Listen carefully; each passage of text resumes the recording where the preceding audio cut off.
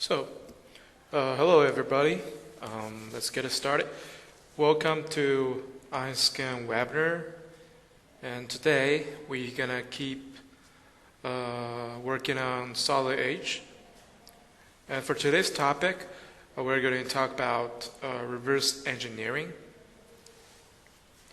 This is, I think, it's probably the most used purpose if you get solid edge from us, because we can use the scan data to do reverse engineering to get a CAD model, which will be able to be used for a lot of different applications.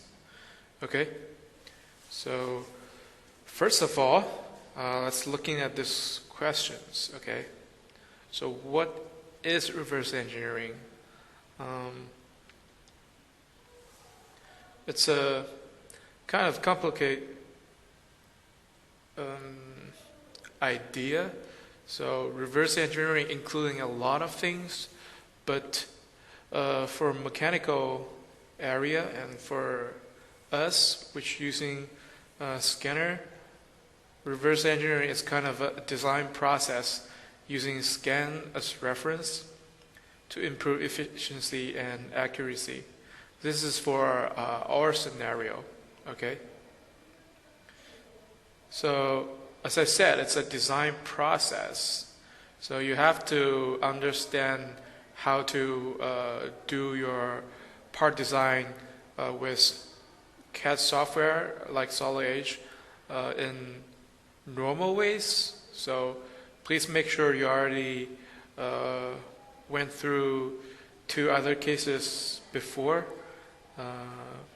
We already talked about part design for Solid Edge. And as I said, reverse engineering gives us more efficiency and accuracy. So if you're going to design the parts all by yourself, it might take you a longer time. Here's an example why I said that.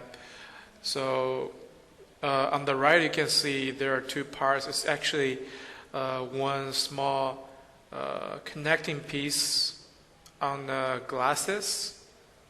So it's connect two glasses together.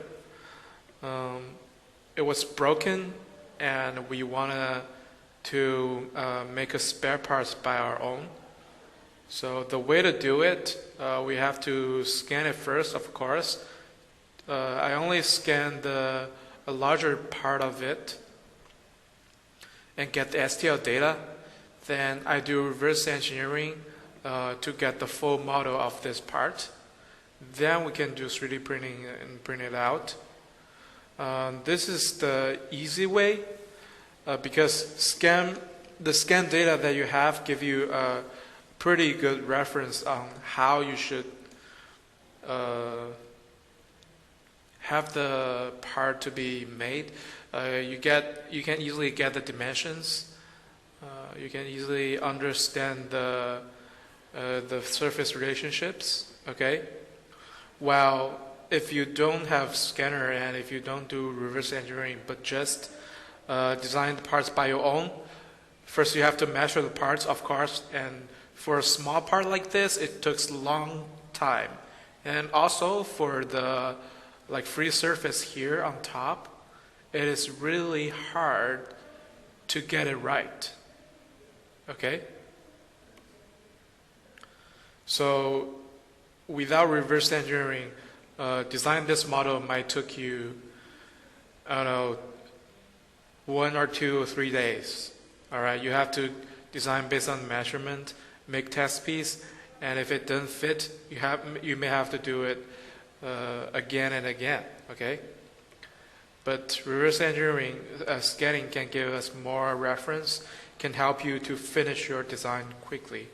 For me, it took me only around 5 hours to have the whole thing down. So if you're if you're familiar enough with Solid Edge, hopefully everyone can be like this after you finish this webinar. Okay. So what is the process for reverse engineering with Solid Edge? The main process is first you prepare the raw data. So the raw data referring to the scan data that we have. It could be STL if you want to use Solid Edge, but if you use Geometric Essential, it could be point cloud too. All right. Then you're gonna generate reference based on the scan data, and you design based on these reference you generate it, and finally you do output or any post process to it. There's a lot of things you can do. You can do simulations. Of course, you can do generative design. You can, like I did before, for this part, I printed it out for a fully function part. Or you can store the data or use CNC machine to do a large quantity of productions. There's all sort of things you can do with reverse engineering readouts. Okay. Next, let's look at all the 4 steps for reverse engineering one by one. Okay. The first one is to prepare raw data, and we already talked about Geometric Essential and how it can help on fixing the mesh and how to generate the reference data, like create planes or some of the features or getting the curves. Okay. Actually, Solid Edge can do some of the same operations here, although I don't quite recommend it because Geometric Essential is really focused on this mesh area, while Solid Edge itself is mainly a design CAD software. So the mesh function is not that powerful. They can do the same thing, but the way that the performance is, Geometric Essential give you better performance on this operations. Okay, so let's look at it. The first thing we want to do is we want to open the STL file that we sent out before the webinar, which name is object1.stl. I hope you already have it, and if you do, please open it. Make sure you open it as a metric part, so not assembly or other thing.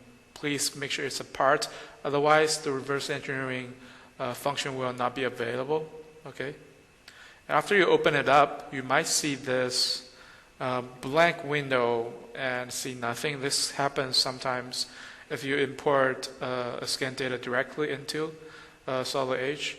This is because the scan data is actually floating in the space. So if you click on the home view, it will bring up the scan data. And you can see that it's way above the base coordinate system. So that's why you cannot find it. A way to solve this is you can actually align the data in our scan software or Geometric Essentials. iScan 2X series software, the XScan Pro, already have this alignment function available. You can have a try. And we will have this post-process function available for SESP and the Pro series pretty soon. Okay. So let's look at the function that we have for reverse engineering. So just go to reverse engineering tab and you will see some of the functions available. One is the alignment. I will introduce it later. Then we have this clean up mesh sections and give you a different way to clean up the mesh. Okay. And we'll show you what it can do. So for example, delete mesh. As you see, it helps you to delete a certain area of a mesh that you don't want. Give you a different way to do it. You can select the mesh by a box or use a brush like this. I recommend you use brush because if you use box, it's actually select through. So you will select both surface if you draw a box. So both this side and this side will be selected. Okay. And just right click to accept, and we'll delete the mesh.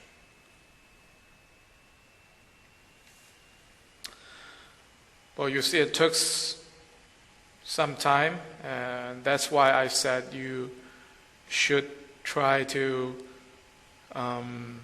use Geomagic Essential to do this kind of operation, or even use RScan software. Okay, you can undo your delete here if you're not, if you did some delete accidentally by mistake. Okay, you can still undo it.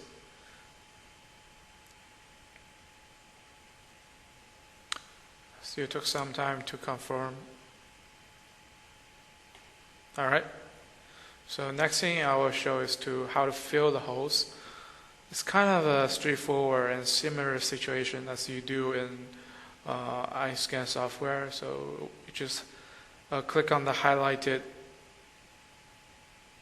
areas and right click, and we'll just fill the hole for you. Okay. You can choose different way that the fill pattern is combined with its boundaries. And of course, you can undo it. All right. And besides that, you can smooth mesh. Same thing. You select certain area, and it will smooth out and remove the spikes for you. And you can remesh it to increase the triangle size or decrease the triangle size. This is really useful when you were dealing with a large mesh. For example, something with 80 megabits, all right, which is kind of a large mesh for solid edge. Every operation might be really slow if you put in 18 megabits data into it. You can use remesh to decrease the facet size and make it more processable for solid edge. Okay, and the last thing I want to say is this Geometric Inspector. I recommend you do this one every time you import it in a new scan data. You just click on the Geometric Inspector and click on Go. It will try to look for all the faults or small entities like intersection surfaces on your mesh. And we are lucky that there's no faults found, but if there are any, you can click on Heal Body Fault or delete facets that are not good and fill them. Okay.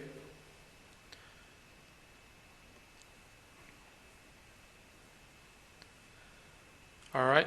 So this is the function that helps us to prepare your data. The next, we will look in for some of the operations that help us on generate references. As I said before, we also recommend you to use Geomagic Essential for this step, but actually you can do same kind of things with Solid Edge too, but with not so good performance. But for small parts like this, it's actually okay to use Solid Edge to deal with it. All right. So the workflow for Solid Edge in the reference generation process is like this. First thing you're going to do is you want to do region identification. There are two ways to do it. Either to do automatic, which just like this, one click and the software will try to detect everything for you. You just click on the object and it will just compute the region. So far, for this step, automatic region divide, it actually took some time and it's a little bit slow. But we are working with Siemens to try to improve this.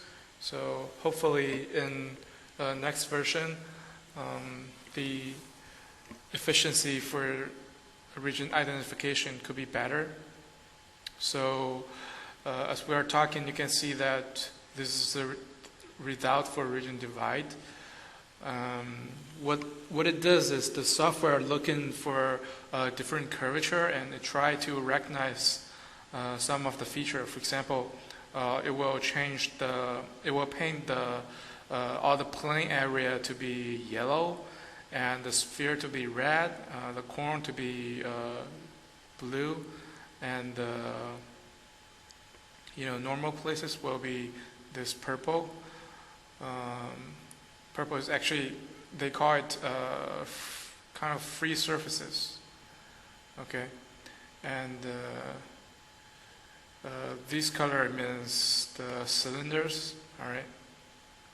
So you can see that it can mainly detect normal features, but some place it's actually didn't detect it. For example, the top surfaces and this rectangle box is not detected for the plane area because the area is a little bit too small.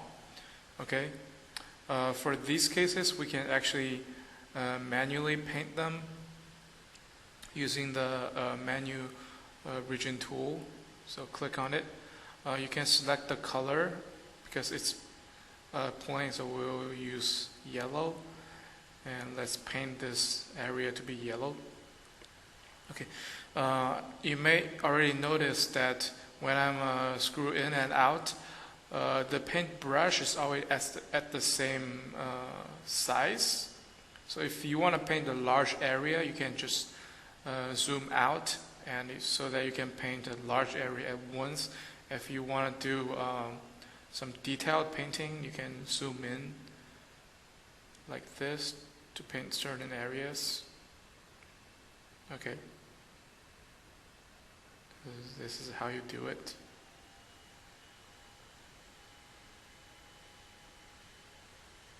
Painted the yellow.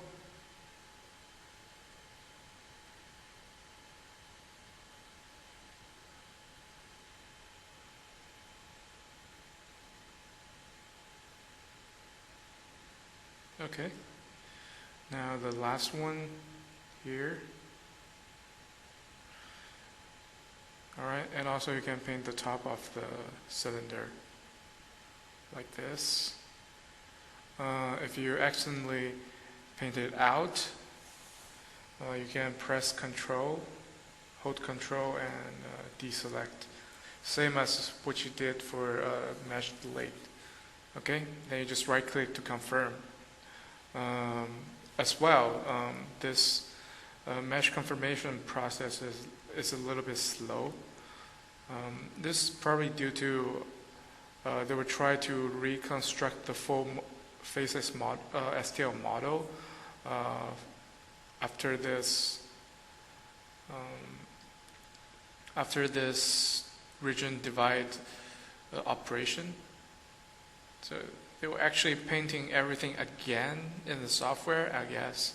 So that's probably why it took so long. Like I said, you have to wait for it for a while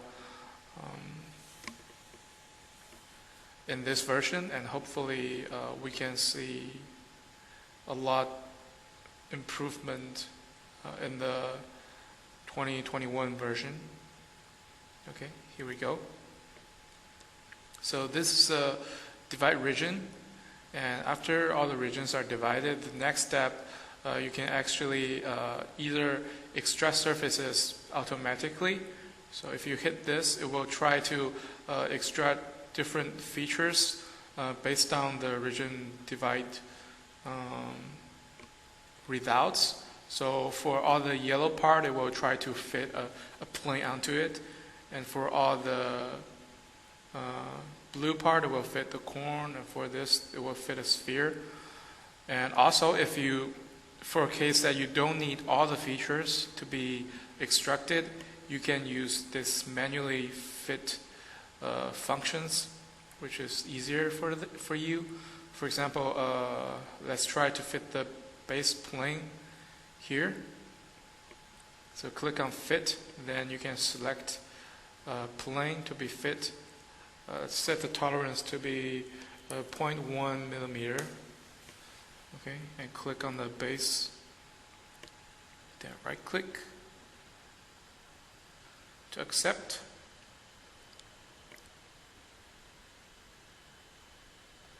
Okay, it says the tolerance might be too small. Try to give a bigger tolerance. No? Okay. So you can see it actually fitted pretty well. Okay. So this is how you can do fitting. Same thing, you can do cylinder for here.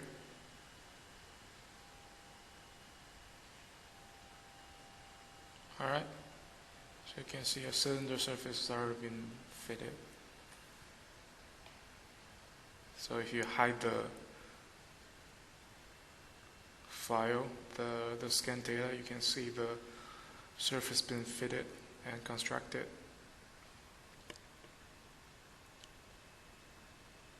Alright.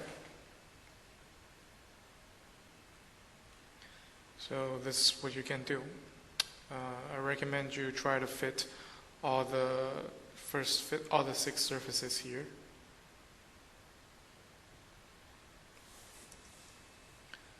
This one, and this one, this one, this one, just like this. Okay? This is how you fit surfaces. And these surfaces can be the reference to help us construct the model. Alright?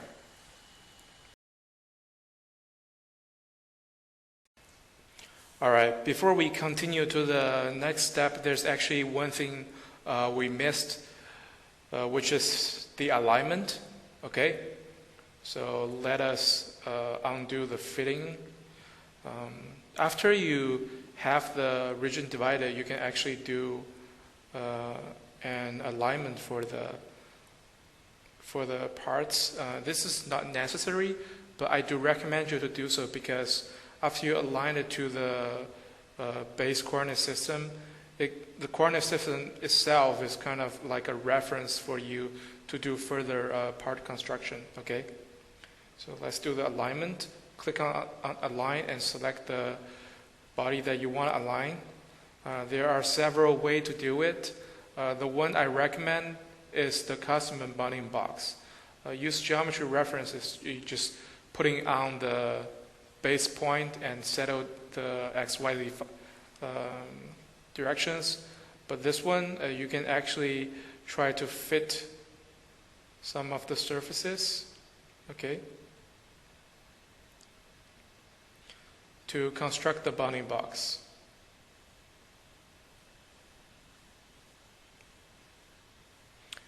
Although for this part it didn't did so well. Let's try again.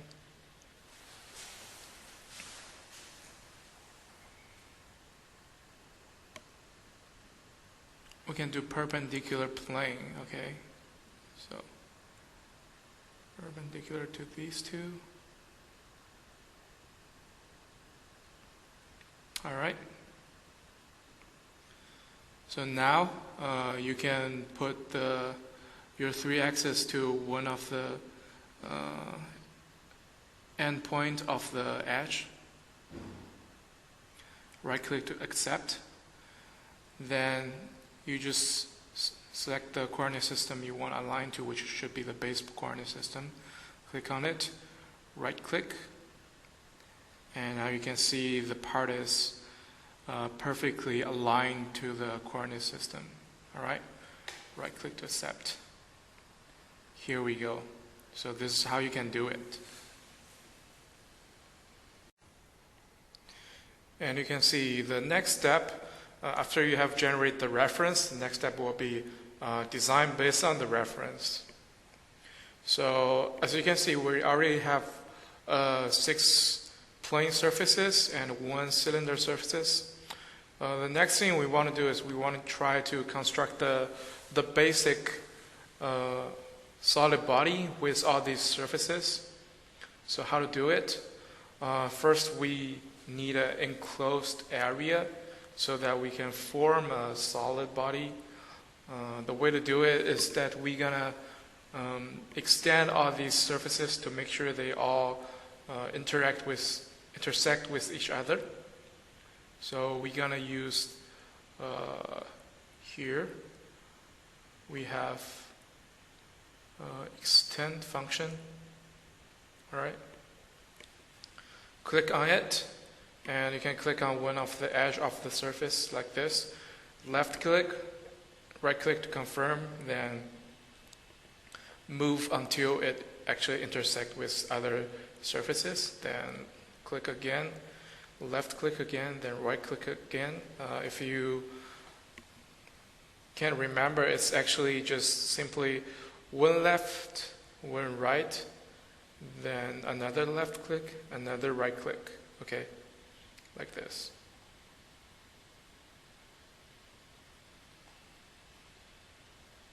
Extend this one too. All right. So let's do the same thing for all the 6 surfaces. Make sure they all intersect. This one looks good.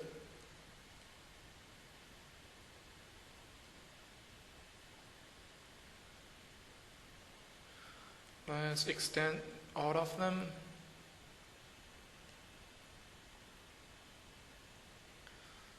Okay. So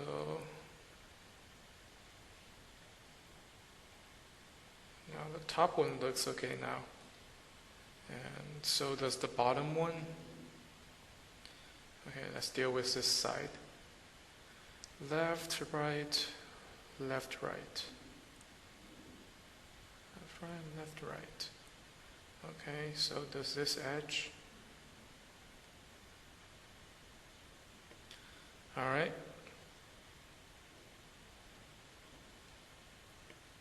Just make sure that all the surfaces are interact with each other. Okay. There's one step I didn't do is I didn't regulate the surface relationship, but actually you can do it by yourself here. So we all know that all the facing surface should be parallel to each other, and like for example these two should be perpendicular. So you can add for example parallel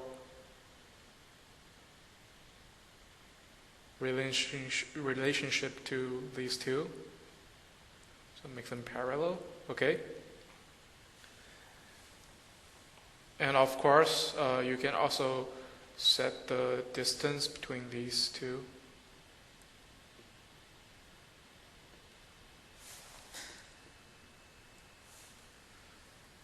All right.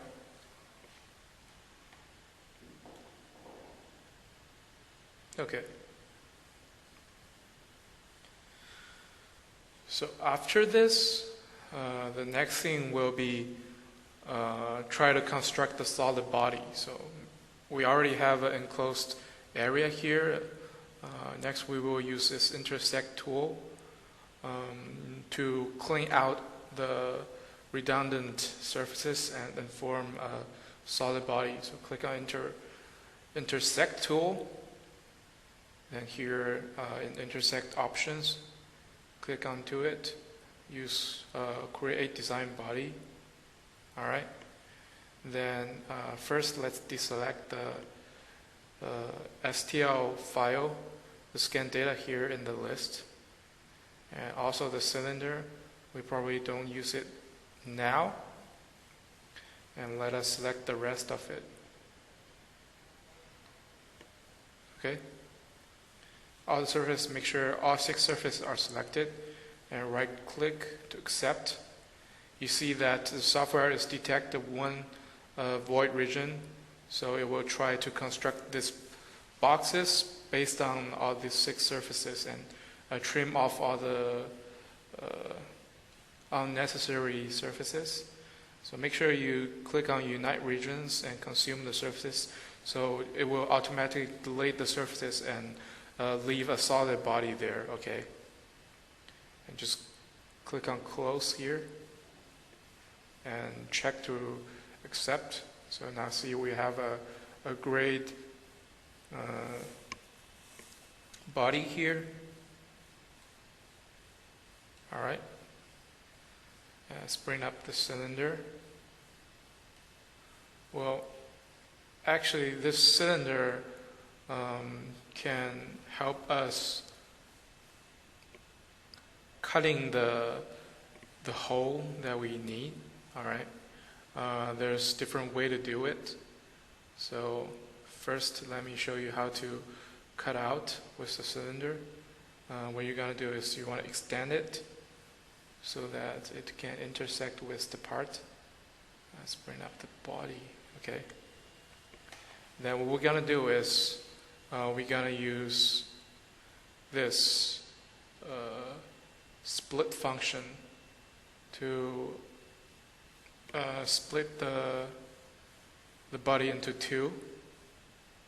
Okay, so click on the solid body, right click, and then select the cylinder as a tool to split surfaces. Right click, and here you go. So you can find out that we have 2 design body. One is the box with a hole, and the other is the cut it off material. So you can actually,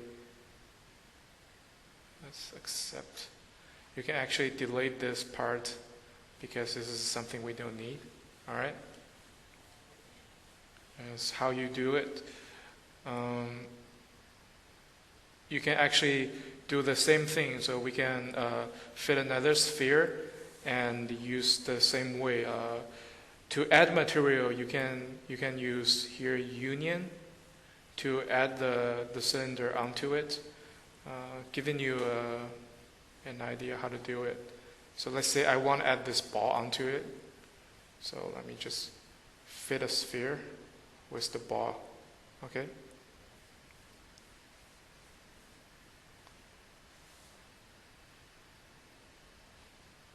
All right, now we have a ball. Then we can use the union function here. Just click on the body first, right click, and click on the tool. You see? Now this sphere is added into the base body, okay? So you can do the same thing to put it on all the other features.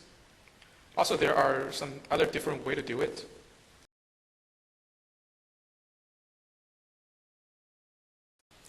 Now here's an introduction of how to do so. All right. For example, I want to cut out slots here, and also getting these 2 holes down. All right. So how do I do it? The first thing is that you have to make sure that all the regions are divided. Okay. This is the base of it. You have to have the region divided. Then next thing you can do is you can do a section sketch, okay? And you select the body to do this section sketch on. Right click, and you select the plane to start the section. Let's do a parallel plane. So parallel to the top surface, and a little bit cutting down to here. Okay.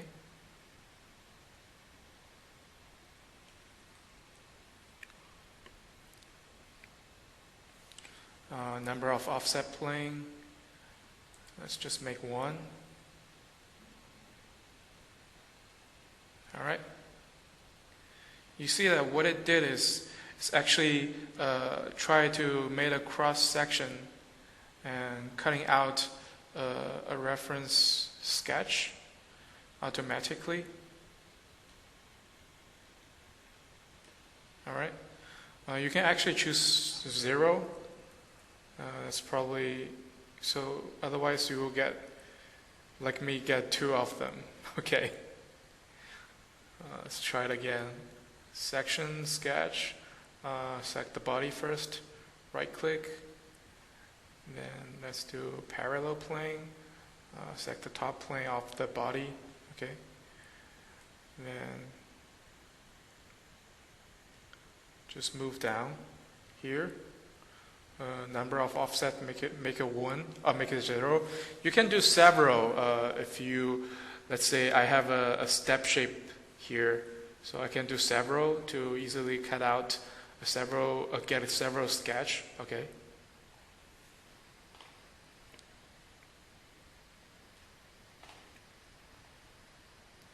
All right. So after we had the sketch, the next thing we can do is we can draw the sketch based on it. All right. So let's do it. Let's fix on the here. Go to sketch view. So basically what you do is just fit different lines with it.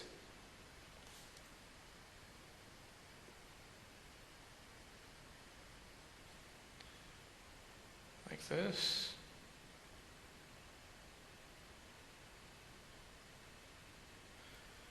Like this.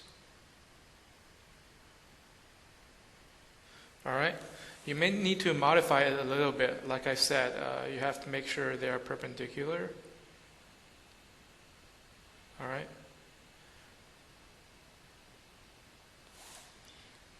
Let me delete this relation first. Don't need the tangential. All right. Anyway, I think I can make it horizontal. Make it vertical. All right. Now we have the sketch. Oh, where did this come from?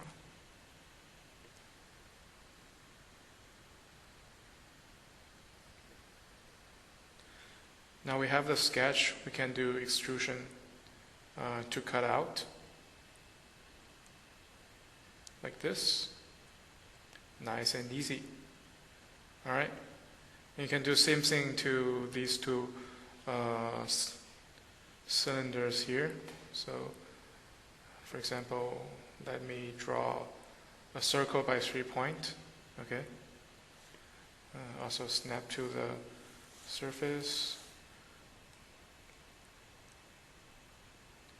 It's actually already a circle, I think. Anyway, let's draw again, make sure it's in perfect shape. All right, and select the area and cut out. Here you go. Okay, so this is the other way you can add features. You can use this section sketch functions to create reference for your sketch. Then you can use this sketch to generate features. Okay. And now the last step will be output. All right. For this, there's several things you can do. Okay. You can either try to modify this CAD file, or we might talk about this in the later webinars. You can do generative design to get a optimized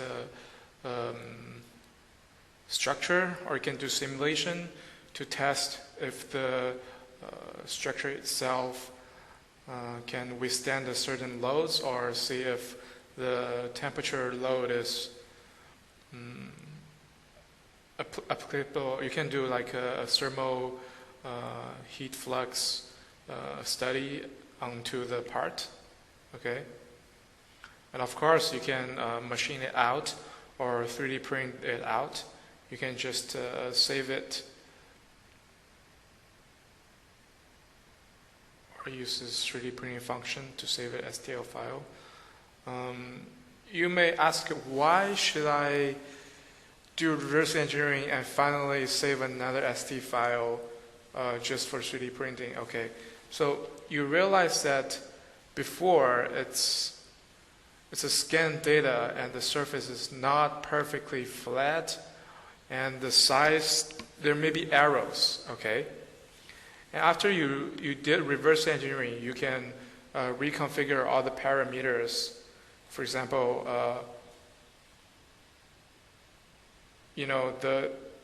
I just roughly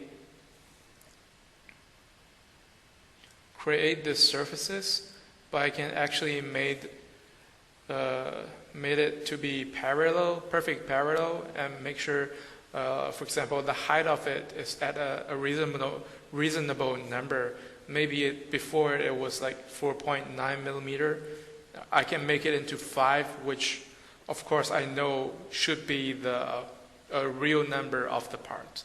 Okay, nobody designed a 4.9 millimeter height part. Okay. And also, of course, you can add adding round onto the part, make it into a thin wall part, do whatever you want to the object, to the reverse engineering data. Okay. So yes, this is what we can do for reverse engineering in Solid H.